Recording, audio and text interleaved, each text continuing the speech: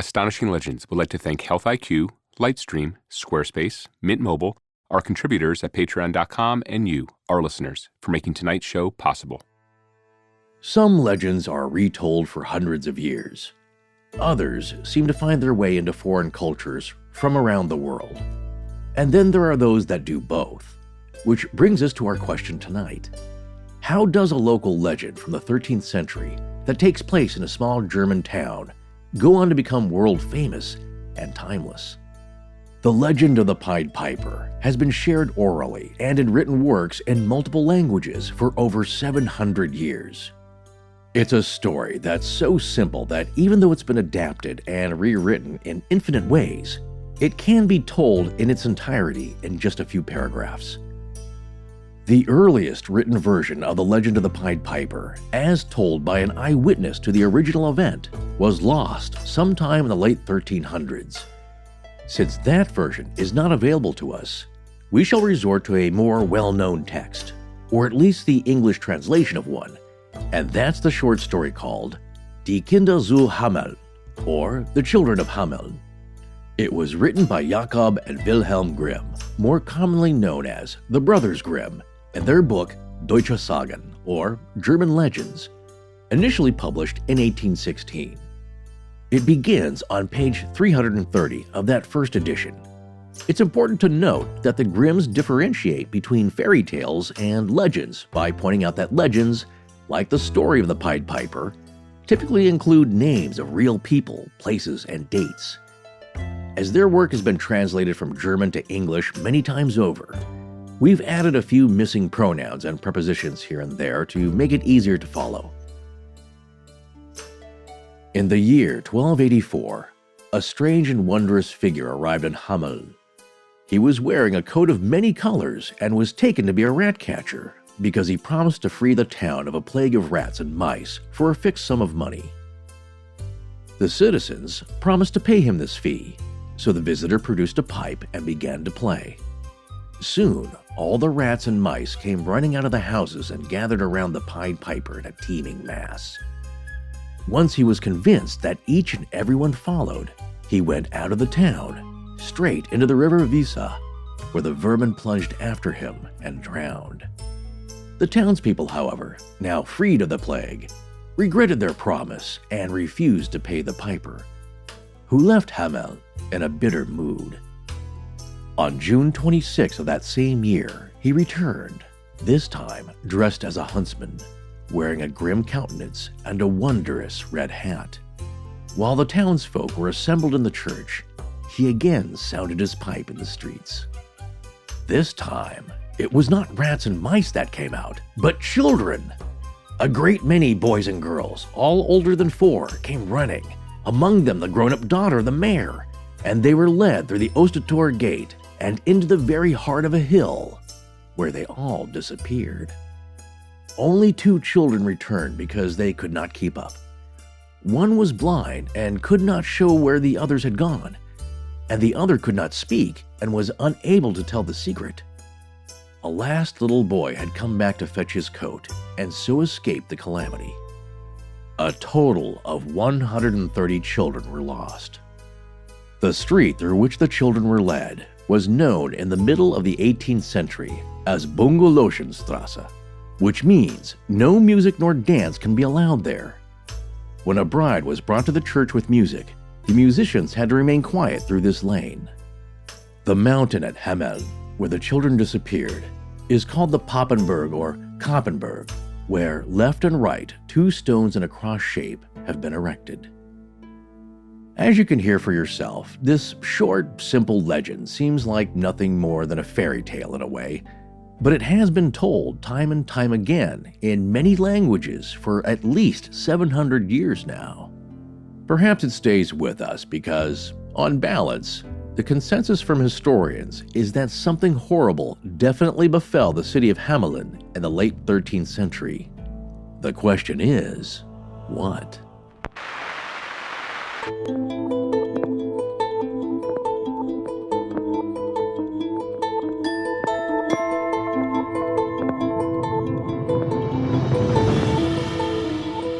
Welcome back to Astonishing Legends. I'm Scott Philbrook, and this is Forrest Burgess. In the year 1284 after the birth of Christ, from Hamelin were led away 130 children born at this place, led away by a piper into a mountain. Author unknown, English translation of an inscription on the town hall of Hamelin. Join us tonight for part 1 of our series following the Pied Piper into history.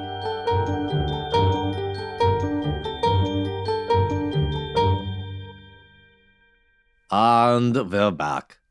Dat we are. Yours is better than mine. There's going to be tons of German accenting anyway, so I feel like I'm going to be accidentally accenting all over the place. Because once Well, you but start you the can't German help accent, it's hard to Yeah. undo it. and we've been trained to all our lives by movies and TV. All right. So, hey, by the way, do you know who else is back? John Wick is back. No. In John Wick Good- 4. Oh, no? Well, John Wick probably is back. I think they're going to keep making those. But even John Wick couldn't come back without an editor. And speaking of editors, our wonderful editor, Sarah Voorhees-Wendell, is back from maternity leave. Oh, yes, of course. Excellent. Well, welcome back, Sarah. We hope you and your family are doing great and settled into all the new routines, if there are any. I'm sure there are. Yeah. That go along with adding a +1 to your life. Yes, and hopefully your sleep is returning to normal too. Well, we had a lot of interesting feedback on our recent Dave Glover Sally House show last week, and nearly all of it was supportive and inquisitive, so thank you guys for sending that in.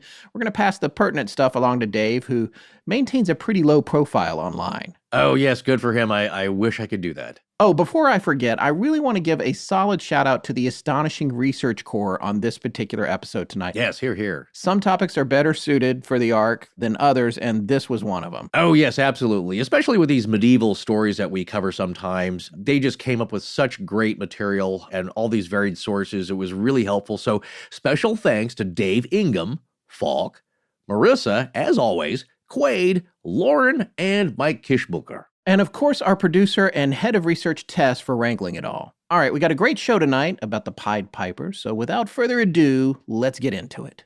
Well, that's been a long time since I actually heard. That's more or less the Grimm brothers' variation on that legend, right? Yes, it is. And it's funny, I had the Brothers Grimm fairy tales when I was a kid. I still have, my mom, Yeah. I think, has the hard copy of it A somewhere. lot of us did, yeah. And it's great, but over time, they got watered down a little bit. And this was something that I only learned just as we were working on this show. The Brothers Grimm, those guys were into collecting stories and editing them just to get them out and to preserve them for future generations. They were true Yeah. folklorists, some of the earliest ones, and they didn't really write them. So in my mind, I was like, oh, they wrote this. They didn't really write it. They went out and captured it, and then they made it work. They published it and put it in Yeah. a place where everyone could get to it. And so I think that that's really interesting, and obviously global culture owes them a great debt of gratitude for having done that, because a lot of Oh. that stuff probably would have been lost forever. Especially them really wanting to develop a German identity Yes. from the various German states and helping to develop Germany's own sense of cultural identity. They did a tremendous effort, and really they're more editors. They formed the stories so that they were readable from these various oral accounts, and just talking with people and going through different textual materials, they were able to glean and comprise a compendium. This story, we've all heard as kids. I would say most of us. I'd be surprised if there were anybody, especially of our era, that has not heard of the Pied Piper story. I don't even know if they're still teaching it in schools, but it's one of the first ones you know. But I never realized as a kid there might be a basis, in fact, for a real event happening, that the legend was formed. And we've said this, a lot of legends, there's often a kernel of truth. And in this story particularly, which I never realized as a kid, I was never told this, is that there's a big fat kernel of truth here, I think. Yes, it's not as allegorical or metaphorical as you might have thought when you got older, when you looked back on it in your childhood and you thought, oh, the Pied Piper, yeah, Peter and all the other Peter Piper picked a peck of pickled peppers and all that. You just Yes. lumped it in with all these stories that just were fun little tales that maybe sometimes were meant to teach something or just be Yeah. stories.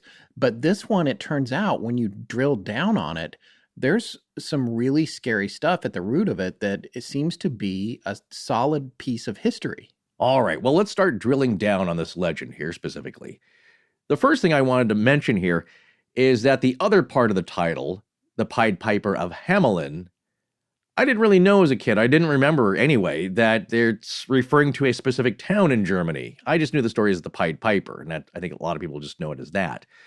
Well, Hamelin is the English variation on the German name for this small town.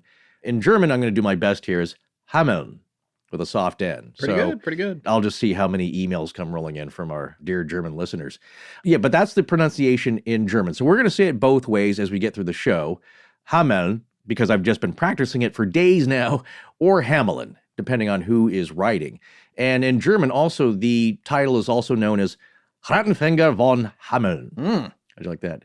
Rattenfänger von Hameln, which means the rat catcher from Hameln, or Hamelin. This reminds me of a restaurant that was really close to a place that you and I both worked at various times called Rockenwagner.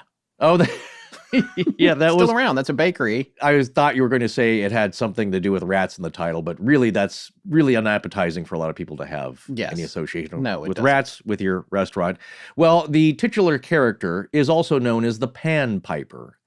He's got some kind of flute, some kind of pipe flute. It's been described in various ways as silver. Robert Browning, the poet we're going to discuss here, in his version, it's a cane flute. In this version, children over the age of 4 only were taken. So 4 and older. So no, over kind of toddler age, because they had to walk. They had to follow him. I'm not sure if that's a detail of convenience to make the story work, or if that will connect back to the actual event. It's hard to say. Well, here's something I wanted to know as a kid, and I didn't know the definition of until later, is what is a Pied Piper? Because as a child, I just thought it sounded like he makes or delivers pies, and I was very excited about that. Well, the Merriam-Webster definition of pied is 2 or more colors in blotches. Also, it could be wearing or having a party-colored, and that is not like a P-A-R-T-Y party. It means having a predominant color broken by patches of one or more other colors. So that would describe the coat, a party-colored coat. And the Victorian English poet that we're going to be talking about, and playwright Robert Browning, in his poem, The Pied Piper of Hamelin, a child's story, written in 1842, described very specifically this Pied Piper as wearing a half-yellow, half-red coat and having a matching scarf that was half-red, half-yellow. And it now, to me, sounds like the Joker. Yes, and I believe the pipe hung from the end of the scarf, actually. That's right, yeah. Yeah. So he was very specific in his description, which was based on other previous descriptions, and he made it his own.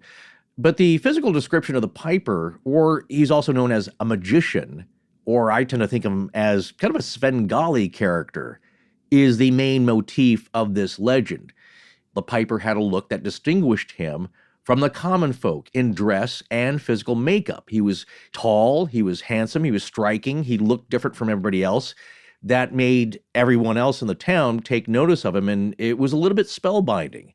I'm not going to say disco wizardy. Nobody is the disco wizard. The glass from our collection that no one understands. It was just something. The only reason we have a glass collection is because I wanted the disco wizard to be, I think it might be my favorite because it's so strange. And esoteric. David did a great job with the characterization on that. Yes, David Spencer, shout out to you. That's right. All right, so Scott, how are your healthcare premiums? Wait, how are my what now? Your healthcare premiums, are they everything you'd hope they would be? No, actually. All right, then let me ask you this.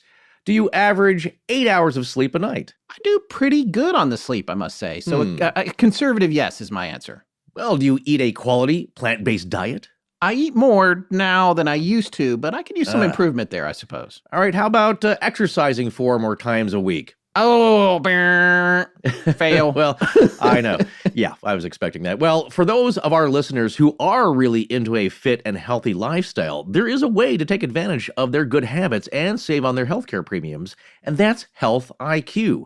Health IQ is a scientific and data-driven way for active people, say runners and cyclists and CrossFit trainers, but you don't have to be an athlete. You can be a regular person who just takes good care of themselves. I actually qualified for this, believe it or not. Well, those people deserve a break on their insurance, don't they? And it makes sense because they are less likely to have stuff like diabetes and heart disease and cancer. Yeah, and for those of you who are very dedicated to a healthy lifestyle and you put in the hard work, Health IQ rewards you and saves you up to 41%, which is pretty awesome. And Health IQ is not a lead generator either. They take you through the entire process. These are exclusive savings from Health IQ too, but you must qualify to get them. To see if you qualify, go to healthiq.com/legends to take the proprietary Health IQ quiz. Depending upon your score, as well as other related qualifying factors, you can save up to 41% on your life insurance premiums compared to other providers. Again, that's healthiq.com/legends to let them know we sent you and start the process with the Health IQ quiz. There's no commitment, and you'll learn even more about potential opportunities to be rewarded for your commitment to living healthy. One more time, that's healthiq.com/legends.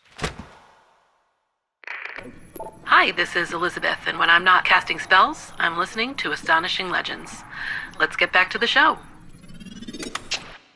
Why don't you tell our audience a little bit about Svengali, though? Who was you mentioned a type of Svengali. Who was Svengali? That name comes up a lot, so I like to explain these things also to remind myself. And for those who may not know, it's a little bit interesting here. It's even, I believe, mentioned in Seinfeld quite a bit. It's a person who manipulates or exerts excessive control over another. And part of the Merriam-Webster entry on this is, did you know, in Georges du Maurier's 1894 novel Trilby, a young artist's model named Trilby O'Farrell falls under the spell of Svengali, a villainous musician and hypnotist. Svengali trains Trilby's voice through hypnosis and transforms her into a singing star, subjugating her completely in the process. Svengali's maleficent powers of persuasion made such an impression on the reading public that by 1919, his name was being used generically as a term for any wickedly manipulative individual. So a couple of points here, which I think are relevant. Music also plays a prominent role in this Svengali tale and also the Pied Piper as something that lures people, seduces them. Music, calming the savage beast. Something about that tone or vibration or harmonics or through it as a medium, music. And were the children hypnotized by the music in a way to follow him? There's something about that. Yeah, music and hypnotism. On the surface, it all seems very jovial, but then when you stop to think about it, even just a little, it almost immediately gets a little frightening.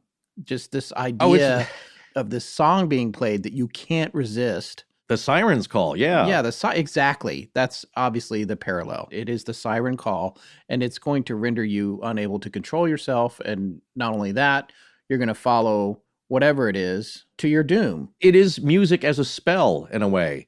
As he's known as a magician, he was able to cast a spell on these kids, and only a couple of them, per some versions of the story, were able to escape for various reasons. And by the way, this is exactly what they were talking about in Footloose. I just want to say. People mock it, but... Yeah, but they found in the Bible, there's a time to dance, and There's a a time time to sow and reap and dance to Kenny Loggins. Well, where does this story start here? Where's the seed, the kernel of this possibly real event? And as you said, if this really did happen, imagine 130 of the children of the town, which is not that big, losing all their children. This would be traumatic, devastating. Yeah. When one child goes missing, the whole community is terrified and devastated. So imagine that really happening at the time and how these people must have felt, all these adults and parents. Well, one of the earliest known depictions or mention of this story or legend comes from an image of the piper in a stained glass window in a church in Hamelin, dating to around 1300 BCE. Now, the church was damaged in 1660, but several written accounts of the legend survived. I remember coming across this in our research, and now I don't want to be quoted on it, but I'm pretty sure that was a fire. It wasn't totally devastated because the church seems to be still around. Yes. It is the Marktkirche Market Church market. of St. Nikolai. Yes, the Market Church, which is, I think it's next to. And so this description comes from the Marktkirche Market Church of St. Nikolai, their website. And so we just have to rely on a Google translation. So this might be a little wonky, but their description is the arched window in the eastern yoke of the southern aisle refers to the Pied Piper saga. The window was designed by Klaus Zimmer in 1984 based on a poster template. So, of course, that original window is no longer. It's been recreated.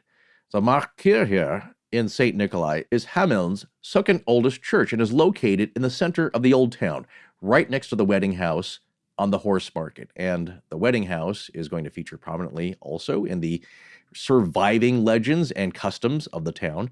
The name St. Nikolai comes from St. Nicholas, the Bishop of Myra. Remember him from the 4th century? Yes. There you go. Everything's connected, at least this story here. Remind our listeners why I should remember him. Well, he became very popular in the Middle Ages and, among other things, as a patron saint of shipping. And I don't know if we mentioned this in the Christmas special, the Christmas Eve special we did. He was on a merchant ship, I believe, taking him to Myra, and there was a terrible, terrible storm.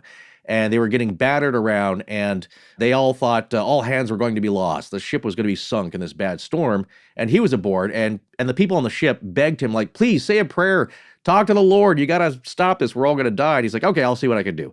He says a prayer, the sky calms, the clouds part, the moon shines brightly, he saves them all, and as soon as he walked into town, they're like, we're making this guy a saint. He saved us all with that miracle. I appreciate your retelling of that. I'm not convinced that he actually said, okay, I'll see what I can do. Is that a direct quote or? In Greek, perhaps, because if you translate it, it probably comes out that way. We dig deep. We try to get the real story here. Well, that's interesting, though, because the naming of the church can probably be seen in connection with merchant shipping on the Weser River, and that's spelled W-E-S-E-R, and in German, it'd be close to Visa or Visa. Yes. But in connection to the story, that's where the piper took the rats and led them to the river. And as he pulled up his vestments and waded into the river, the rats followed him. They all drowned. It's all connected to this town. Everything's mentioned in this legend. It's really there. And I believe it was Quaid in the Ark found this pretty good article here. It's an academic paper, and it's titled The Legend of the Pied Piper in the 19th and 20th Centuries, Grimm, Browning, and Skrzynski. This paper is by Mary Truxclair Adamson and featured on the website The Looking Glass, New Perspectives on Children's Literature, and it looks like it's part of a blog called Jabberwocky. Truxclair Adamson starts off by saying there might be a historical basis for this legend, along with the original stained glass window in the St. Nikolai Church that depicted an image of the Pied Piper. The original first written accounts came from the Hamelin Town Chronicle called Donut. And that's not a donut. I know you were going to say donut. No, I was going to say, like sometimes I say to my son, do not touch that. Well, this donut here is circa 1311. So it's of the time, pretty old here. And just punching this into Google Translate, donut translate from Latin as give. Yeah. As in donation. Donut, donation, get that? Perhaps it's the giver of information for the town. Well, Truxclair Adamson cites author Gloria Skrzynski from her book, What Happened in Hamelin, in stating that the reference in the donut reports that 130 children went missing in the year 1284 BCE after a piper appeared in the town of Hamelin, or Hamelin, a town in the German state of Lower Saxony, which is the second largest state by landmass in northwestern Germany. So the earliest surviving written record of the event, according to Bernard Queenan from his book, The Evolution of the Pied Piper, which Adamson cites quite a bit here, it seems to be pretty authoritative on this issue here. He's done a lot of research. Bernard Queenan, his finding is that it's thought to have originated around the year 1370, this earliest surviving written record. And this account appears in a copy of the Catena Aurea, which translate from Latin as golden chain. And the definition of a catena, or catena, is a compilation of biblical commentary from previous biblical scholars, and the commonly titled Catena Aurea by Thomas Aquinas is the most famous catena of the medieval Latin compilations of biblical commentary.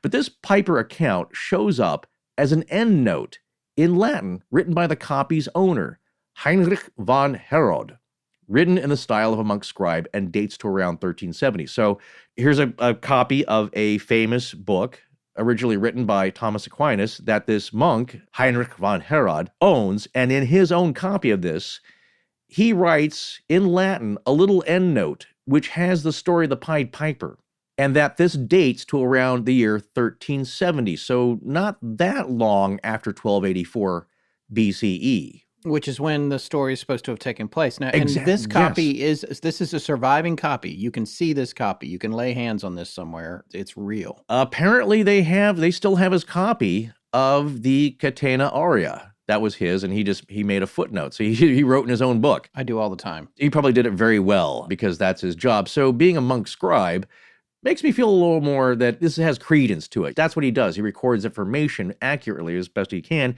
or he copies books. He's in this field. He's not just somebody scribbling in the margins.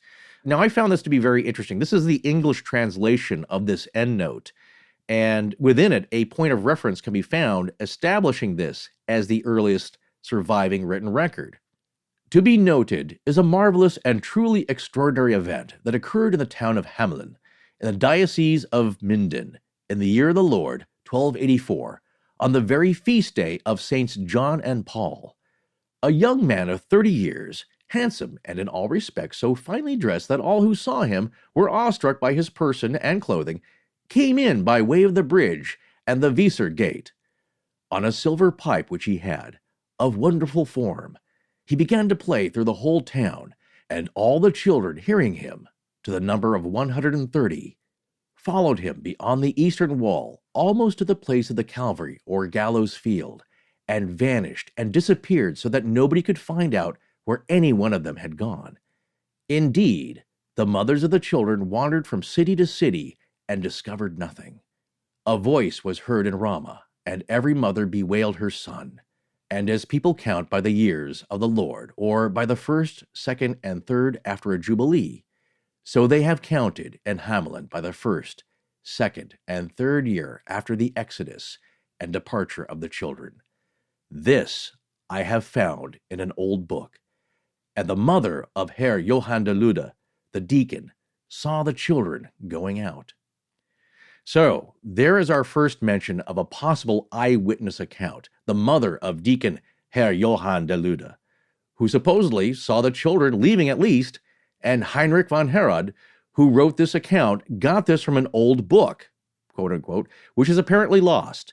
Deacon Herr Johann de Lude died in 1378, so it's possible that his mother could have witnessed a very strange, tragic, and real event involving the disappearance of a large group of children in her lifetime, and at least told it to her son.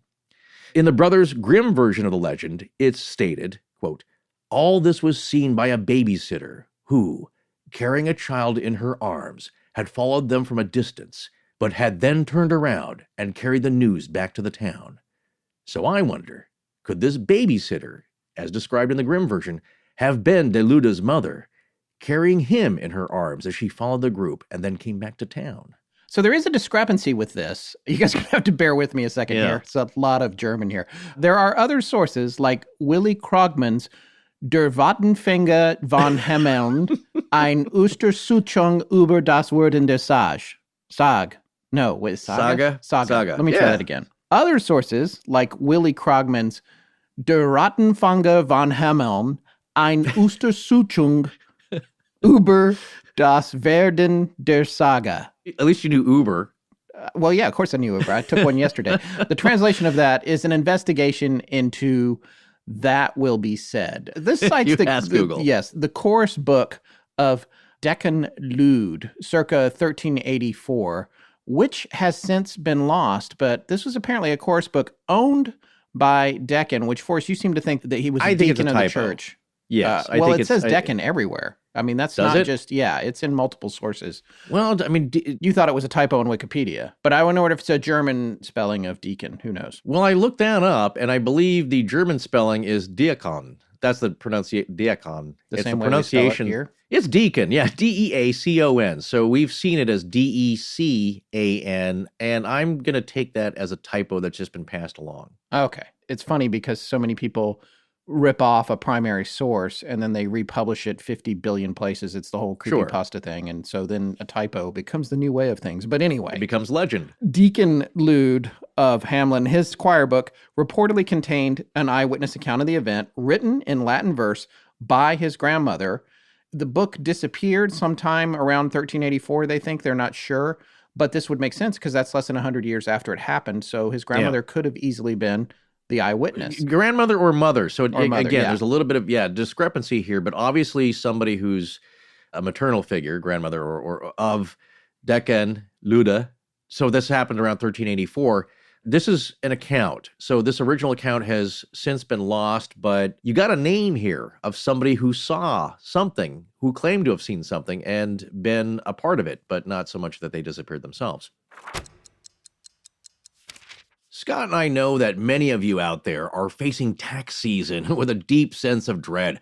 Just the thought of going over last year's finances and trying to figure out a way to get it all under control is a tough pill to swallow for some of us. Absolutely. And one of the best ways, or one of the most effective ways to get your monthly expenses under control and to stop the cycle of multiple revolving interest rates and credit card juggling is to get yourself a low-interest debt consolidation loan. Exactly. If you've been asking yourself, is there a way to get all of my credit card balances under one low fixed monthly payment? Well, now you can with our friends at Lightstream. With Lightstream, you can get a fixed-rate credit card consolidation loan from as low as 5.95% APR with AutoPay. You can seriously save thousands in interest rates and get that feeling you're in total control again. It feels good. The application can be completed easily online. They have loans from $5,000 up to $100,000. And get this, no fees. No fees indeed, and you can get your money the same day you apply. It's simple. Lightstream believes that if you have good credit, you deserve a low rate. You deserve great service, and boy, do they deliver. Listen up. Just for our listeners, apply now to get an additional interest rate discount to save even more. The only way to get this discount, though, is to go to lightstream.com/legends. That's lightstream.com/legends for an additional discount. lightstream.com/legends. Subject to credit approval. Rate includes 0.50% autopay discount. Terms and conditions apply, and offers are subject to change without notice. Visit lightstream.com/legends for more information. Hi, I'm Rob from Cape Breton Island, and you're listening to Astonishing Legends. Well, to add to the pile here, here's another confusing timeline possible discrepancy, or just another name for the same thing. Some sources cite the Lunenburg manuscript, and that having a few lines in German, and that appears to be the oldest surviving account. That would date sometime around 1440 to 1450, so that time's a little later than Johann de Lude, who died in 1378. That's the thing. When you look at all the different sources, at least the research that we could see online anyway, some sites are saying those two are the same thing. Others are saying, yeah, it's confusing. It's confusing. There is a takeaway and a distillation of what seems to be the generally agreed upon truth, and that there is an account written in Latin in some book from the time period that describes an account of this event that was written in an earlier book, which has since been lost. You never know. Sometimes these things pop up, but as far as I can tell, the original book where it was written down, this account, is gone. But somebody who seems to be very credible read that account and rewrote it into their own book. And within that manuscript is a retelling of this book, which actually has the names and the dates in it. So yeah, it's going to be a few decades after the original event, but it seems to be at least a decent retelling and a good pointer to this original material that was lost. And again, with the coin that was minted to commemorate the event, the stained glass, the inscription at the church, all these things are very firmly cemented within the history of the town of Hamelin. And that it was in their own chronicles. It was noted at the time. That description has been lost, but a lot of credible people have commented on it at the time. That, yeah, that was in the town chronicle. This seemed to have happened. And they documented it, but there's no original document, yes, of the time. You know, you mentioned that coin, because they did mint a coin. Yeah. I went to look for it online because I was curious, if you can get one. Wouldn't that be a cool thing to have? I mean, I have no idea if there's any of them. And the bummer of that is when you pop that into Google search, there is some kind of e-coin out there, like a Bitcoin variant, that's called Pied Piper coin. What? Really? Yeah. So you get 5,000 pages of things about the Pied Piper coin, e-coin, instead of any kind of information about the actual coin, which is what I wanted to find. Well, of course. But You don't alas. get exactly what you want. Yeah. Yeah. Well, with this one, it's a little murky, but not that bad, actually. There's other stories. We've been asked to cover Sawney Bean and some Scottish legends and some other things that are just a few sources that are of oral tradition and much harder to nail down. I was very surprised with this story how much, at least solid bits, were actually anchored to this legend. Although debating which source actually appeared first and who owned what and who did the telling, that's a little hard to tell, other than what we just described here is that, yeah, there was an account from somebody around the time. Well, if you go to now the years 1559 to 1565, Count Robin Christoph von Zimmern Well done. in the Zimmerische Chronik. I'm just making up stuff now. You're doing good, though. It just as long as it sounds okay and Yeah. no Germans or German speakers are listening, I think we're fine. This seems to be the earliest account which mentions the plague of rats. The Zimmern Chronicle, this was a family chronicle of a noble family, the Zimmerns, which, go figure, I was thinking of Andrew Zimmern, the food guy who has goes Yeah. around and eats weird stuff. Yeah. I can't even The watch food what he eats. adventurous. Yeah. Yeah. It is pretty cool, though. But that would be his relatives, I guess. They have this family chronicle, and it was written by the gentleman you said, I'm not going to say his name again, who lived from 1519 to 1566. That is one of the first accounts of the story in that chronicle. But yes, it is the introduction of the rats. And I want to make a big deal about this. I want to make a big point about this. Yeah. The rats are not part of the original story. Now, we started this show in the cold open. We relayed an English translation of the story by the brothers Grimm, which does include the rats. But what you have to understand is that for 300 years, there were no rats in this story. There was only the children being led off and disappearing. So That's why I wanted to read that translation of the Latin endnote description by von Herod, because I'm going to go with that. Yeah, I think at some point it's like with history or archaeology, like you just have to pick a side. yeah, Take a stance and just defend it until something proves you're wrong. Well, as with all legends, of course, in the 86 years since the date of the supposed event to this retelling by Heinrich von Herod, changes in the legend may have occurred due to who's telling the story, and as well with subsequent literary adaptations and variations, significant biblical references, metaphors, motifs can be found which were used to illustrate a specific point of view or a didactic lesson. So people are now using this legend in the decades and the 100 years afterwards for their own purposes, as often legends are used. They're a handy tool. For example, in von Herod's endnote, and this would be an early account or a retelling of this story, he mentions, "A voice was heard in Ramah, and every mother bewailed her son," which is taken from the book of Matthew, chapter 2, verse 18 in the New Testament. From the New International Version, the passage goes, "A voice is heard in Ramah, weeping and great mourning, Rachel weeping for her children and refusing to be comforted, because they are no more." So von Herod here might be making an allegorical or symbolic connection to the account from the Bible of King Herod the Great and the massacre of the innocents, which is mentioned in the previous verse from Matthew, verse 16, quote, "When Herod realized that he had been outwitted by the Magi, he was furious, and he gave orders to kill all the boys in Bethlehem and its vicinity who were 2 years old and under, in accordance with the time he had learned from the Magi." And then verse 17 is, "Then what was spoken through the prophet Jeremiah was fulfilled." So I thought it was worth mentioning because, oddly, Heinrich von Herod shares the same name with King Herod the Great, the Roman client king of Judea. Although most King Herod or Herod the First biographers don't believe the massacre took place. Well, here's something that Mary Truxclair Adamson in her paper states, and I think it sums up the reason that there's a lot of biblical references. This is her writing here. "The church likely influenced later tellings of the Pied Piper legend. Early printed versions were for a literate adult minority. As many folk tales were adapted by clerics for teaching from their pulpits, the Pied Piper may have been read to general audiences in churches." And actually, she quotes Zipes. You know him, right? Jack David Zipes is an American academic and folklorist, this is coming from Wikipedia, who has published and lectured on the subject of fairy tales. And he's considered one of the great experts on fairy tales and folklore. in the United States. He has written several books and also has some great stuff online that you can find specifically about the Pied Piper, which he is also an expert on. So yeah, he comes up a lot when you're researching this. Yeah, and that's who she's citing here. But she goes on to write, the first published literary form of the tale was by theologian Hiob Finsalis in Wunderzeichen, from German meaning wonders or miracle signs. Those are two translations I got. This would be around 1556, which gives an account of the devil coming to Hamelin 180 years earlier. So that would be 1376, and luring the children into a hill with his piping as God's retribution for sin.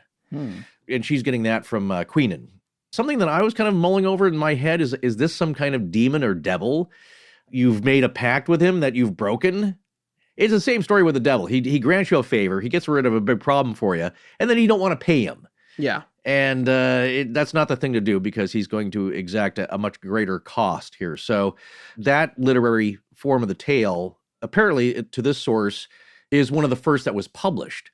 So around 300 years after the supposed origin of the event, circa 1550, is when rats started appearing in the legend. Now, this would be around the same time when stories of rat catchers from other European towns were appearing. One of the theories we'll discuss later about what might have happened to the children included a mass death by an epidemic disease like the plague. This idea that the children succumbed to the plague via rats is perhaps why they started showing up in later versions of the story, such as the earliest English version by Richard Verstegen, written in 1605, and his version may have influenced the Brothers Grimm retelling and the inclusion of the rats. Robert Browning also may have been influenced by the theory and chose to set his poem at a later time, which he did. That would make it fit with the arrival of the plague in Europe. And by the way, we have a link from Professor D.L. Ashleman. He's another expert on folklore, and he has this really amazing webpage that covers all of the Grimm's fairy tales. And there's a lot of links on one of his websites, too, that details every single version, or as many as I guess he could find, of the Pied Piper and all its variances, which he had broken into 3 categories. One of them had the rat catcher in it. One of them just had somebody who abducted children, and the other category had the rat catcher who also abducted children. So, which is interesting to see them broken out in those different ways. Well, in 1816, Jakob and Wilhelm Grimm, the Brothers Grimm, published, as we mentioned at the top of the show, Die Kinder zu Hameln, or The Children of Hamelin, or Hamelin. And this appears as folktale number 244 in volume 1. It later became folktale number 245. I'm not sure what extra folktale got put in there. But this was in Deutsche Sagen, or German legend. And this collection of legends was intended to complement the Grimm's collection of fairy tales titled Kinder- und Hausmärchen, or in English, Children's and Household Tales, which was published in 1812 and 1815. So that was volume 1. Volume 2 had the German legends. And again, as we said near the top of the show, it was the Brothers Grimm who felt like a legend had actual people's names and dates and places in it, and that was a difference in what a fairy tale was. They considered it survivals of memory. Yes. They intended to create this distinction between the household fairy tales we all know, told and passed down from generation to generation, and a distinction between that and the legends compiled in the Sagen. Because unlike fairy tales, those legends were thought to be based on true events that had some real connection to a time and place and real people. Yeah, and one of the things that I didn't really realize until we got into this was what the Brothers Grimm had actually done. They went out and interviewed people and got oral history. They collected oral history, and in a lot of cases it was from apparently friends of their family who everybody knows who's the oldest person in my family that has all these stories. And there's illustrations of them sitting with these women, hearing these older women who are these matriarchs just telling these long series of amazing stories to them. And they were capturing all that. It was such an amazing thing. Deutsche Sagen was published in those 2 volumes, and it contained legends that were collected from historians' writings, German chapbooks, which is something that we hadn't heard of until this show. It's a small book or pamphlet of popular tales or ballads, formerly hawked about by chapmen, or a small book or pamphlet also often of poetry, which you might say like the Rubaiyat of Omar Khayyam. Yeah, yes, you could. Also the orally told legends that I just mentioned that were recorded from their family friends in Westphalia. So the two most popularly known versions of the Pied Piper legend today are the Grimm brothers version and Robert Browning's poem. But most all versions, it seems, contained intertextual elements from this first medieval endnote in Latin. In the Grimm brothers version, there are commonalities to the Latin account of the original event, such as descriptions of the time and place, the year, 1284, the image of the piper, the number of the children missing and their grieving mothers, as well as the reference from the Bible of the time. In the Grimm's version, the piper is still a 30-year-old adolescent. However, the tone of the story has become more sinister and ominous, as with the description of the piper's clothing. He first shows up to rid the rats, dressed in bright fun colors, but after he does his job and the mayor and the town refuse to pay him, he gets angry and he returns again for the children. But now instead of being dressed like a happy, fun harlequin, he's dressed in a hunter's costume with a strange red hat and a dreadful look on his face. He was now there to hunt the children. Now, in the Grimm's version, there is more focus on the plight of the children. They're younger than the Latin account may suggest, and there's more sadness described. And also, there's an attempt to humanize the collective character of the children in describing their gender and physical afflictions.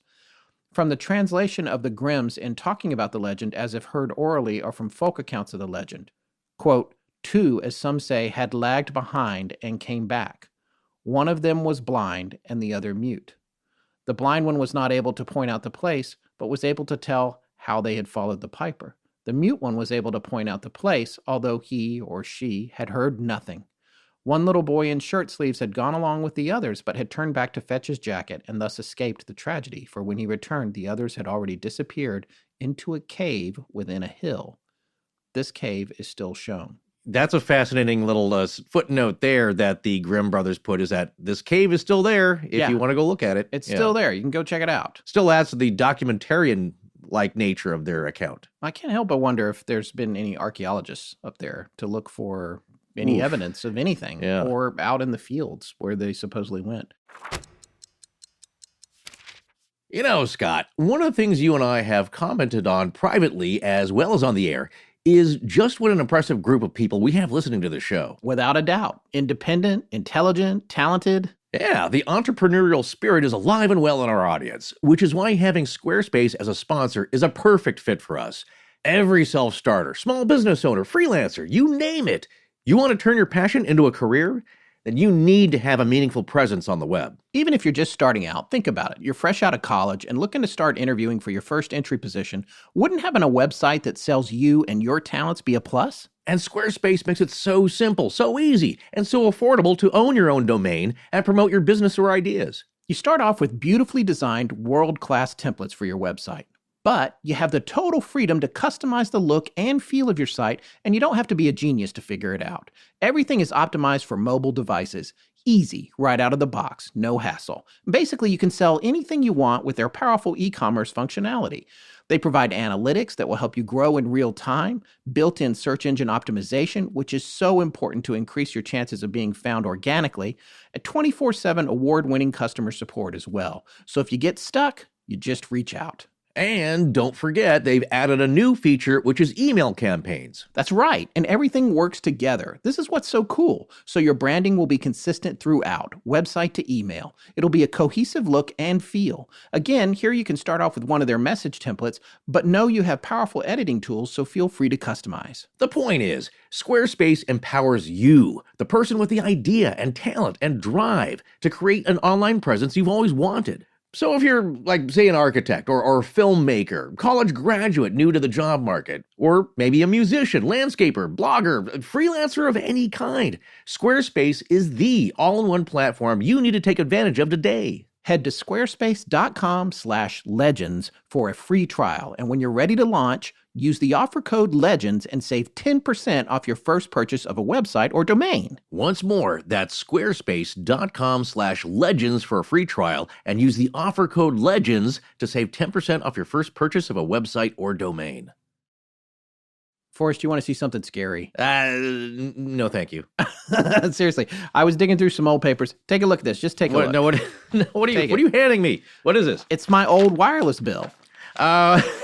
Yeah, I do remember those too. It was like the Texas Chainsaw Massacre in my wallet.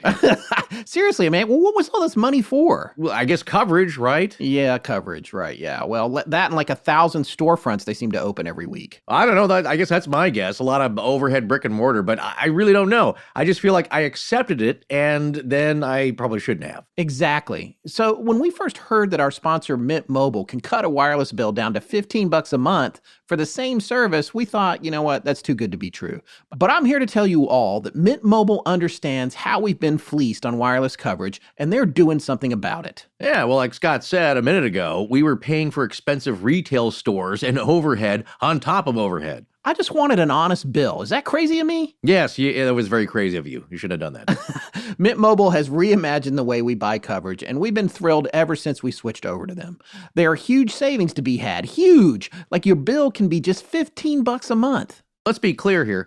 No matter what plan you pick with Mint Mobile, you can and will enjoy unlimited nationwide talk and text, plus crazy fast 4G LTE. And you can use your own phone with any Mint Mobile plan. You can keep your same phone number along with all of your existing contacts. Yes, you get to keep your phone, keep your contacts, and keep your number. You won't need to send out a new contact message blast just because you dared to save some money on your wireless costs. Yeah, that everyone forgets to update anyway. We know you'll be 100% satisfied with the switch, and so does Mint Mobile, so they back that up with their 7-day money-back guarantee. If you look at your phone bill every month and just can't believe what you're paying for service, give Mint Mobile a try. Now, I've already made the switch, so I get to spend some of my money on want-tos instead of those have-tos. To get your new wireless plan for just $15 a month and get the plan shipped to your door for free, go to mintmobile.com/AL. That's mintmobile.com/AL. Cut your wireless bill to just $15 a month at mintmobile.com/AL.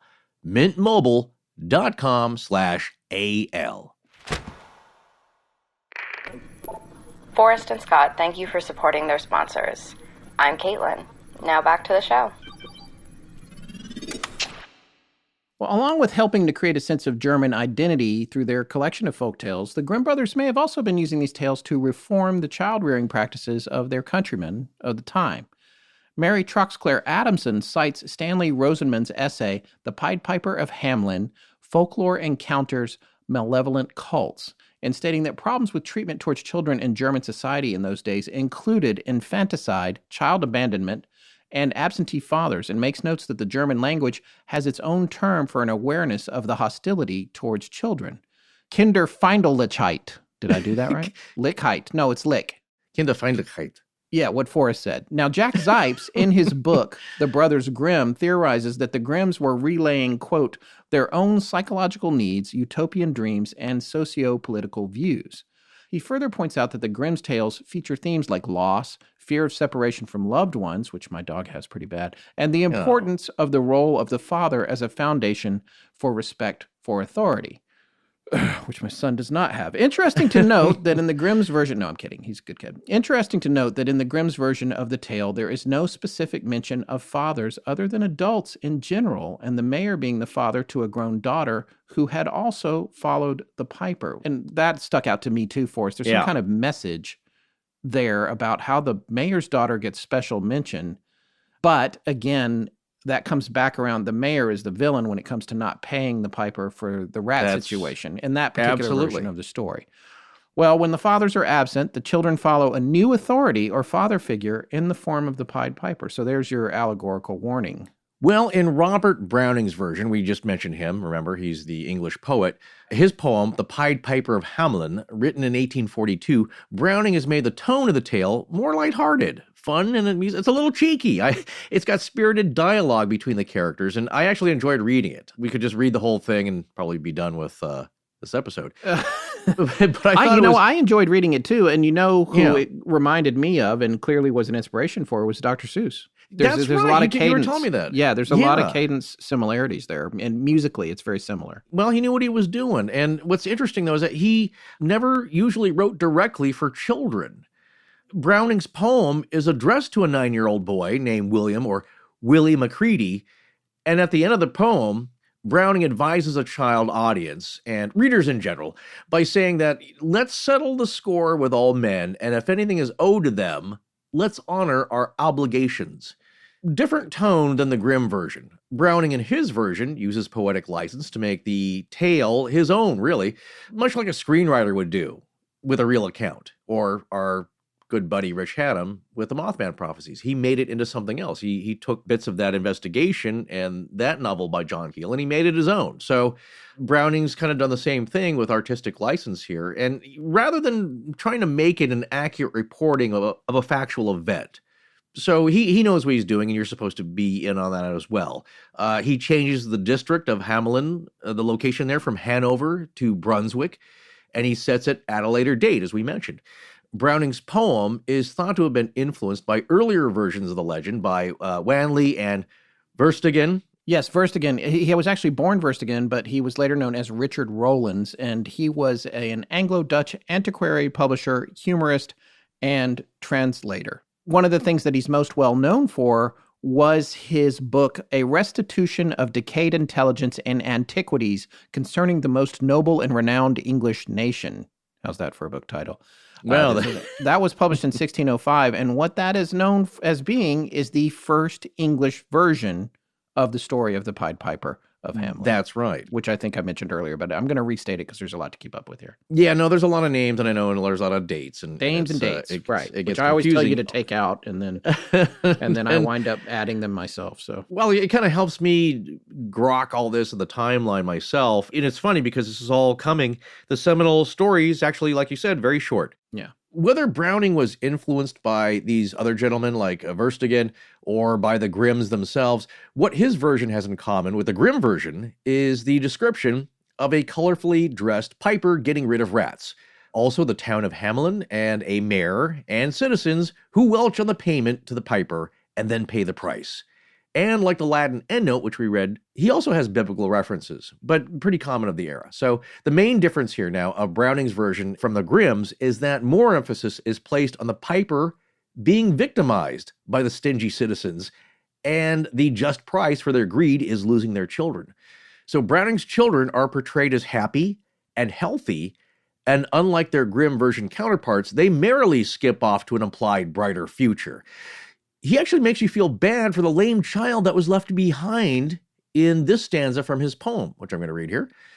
It's dull in our town since my playmates left. I can't forget that I'm bereft of all the pleasant sights they see, which the piper also promised me.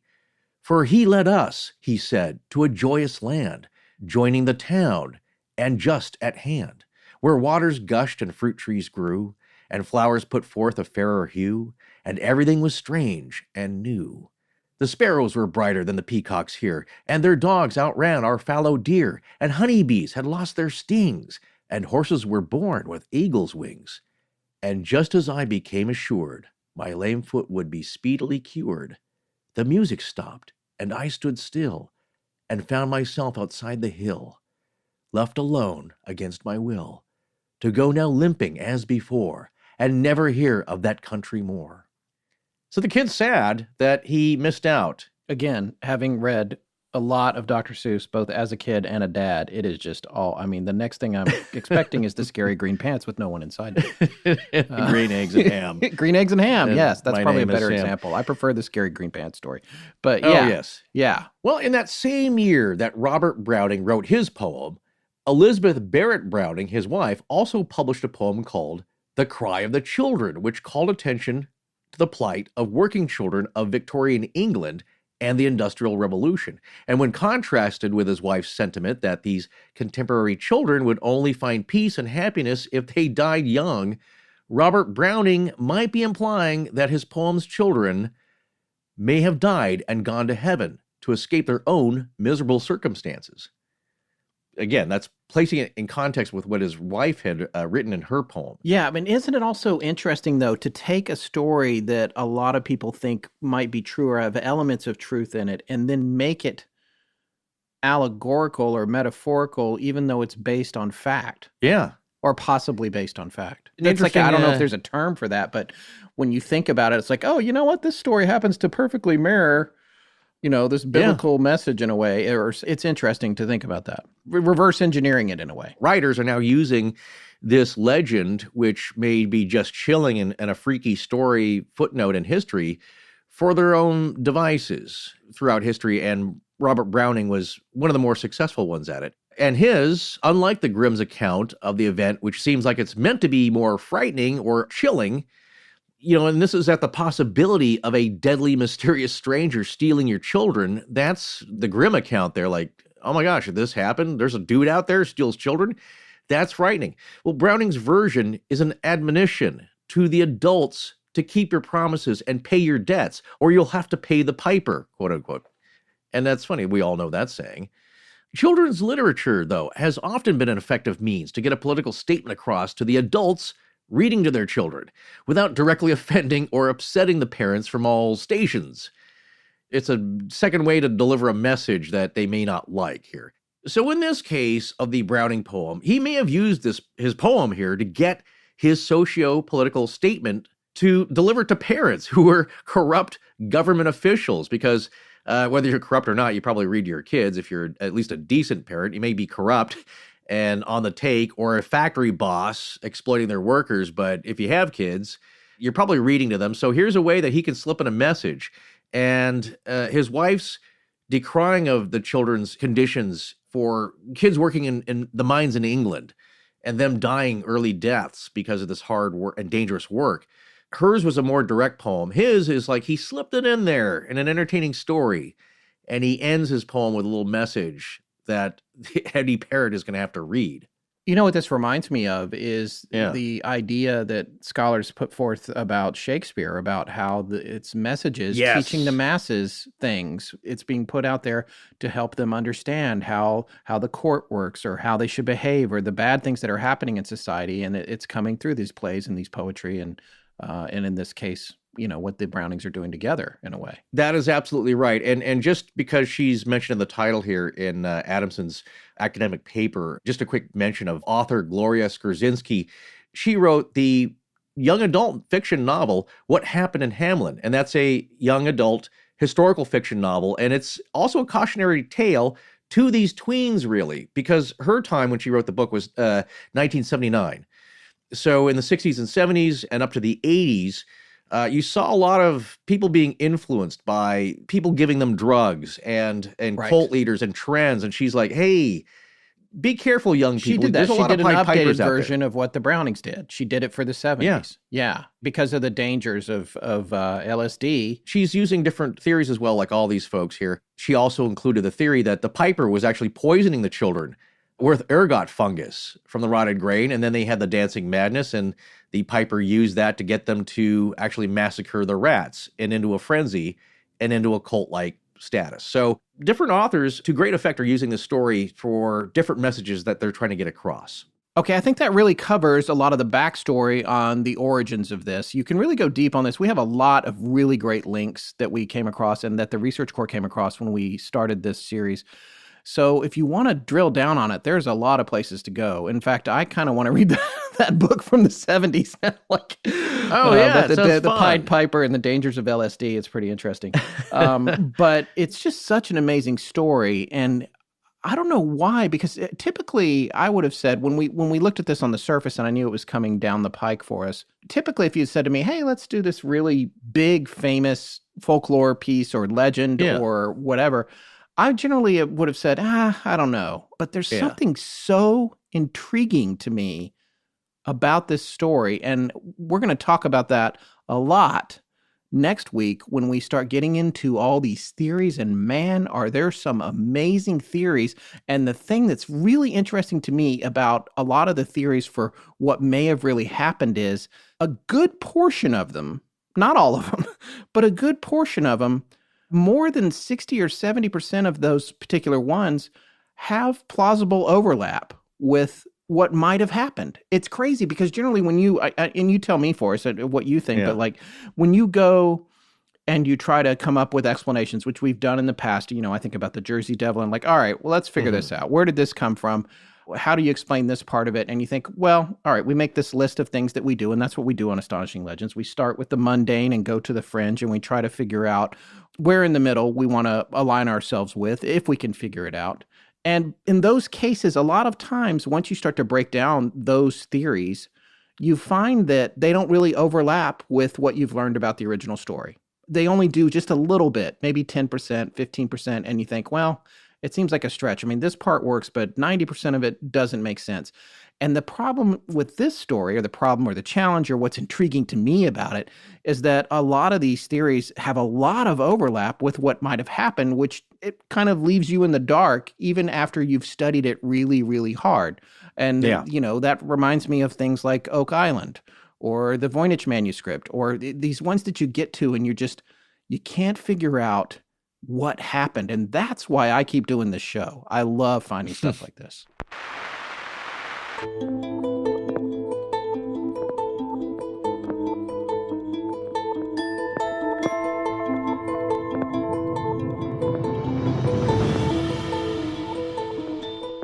That's going to wrap up part 1 of our 2-part series on the Pied Piper. We'll be back next week with part 2. Please remember to support our sponsors. They help keep the show free and the lights on in Blanket Fortiana. Special thanks to John Bolin. Hi, I'm Elizabeth Coley, and I give permission to Astonishing Legends. Hi, I'm Rob. This is Caitlin in New York City. I understand this is with no implied promise of present or future compensation. Hi, I'm Rob. Galaxy-wide in perpetuity. Our show is edited by Sarah Voorhees Wendell and co-produced by Tess Feifel, who is also our head of research. Our theme, which is available as a ringtone, was composed by Judson Crane, and our sound design and additional composing is by Ryan McCullough. Special thanks to the Astonishing Research Corps. But most importantly, we want to thank you, our listeners. Visit our store at astonishinglegends.com or interact with us and other listeners on Twitter, Facebook, and Instagram. You can also support the show at patreon.com/astonishinglegends, where patrons have access to additional bonus content. No part of this show may be reproduced anywhere without permission. Copyright Astonishing Legends Productions. Good night.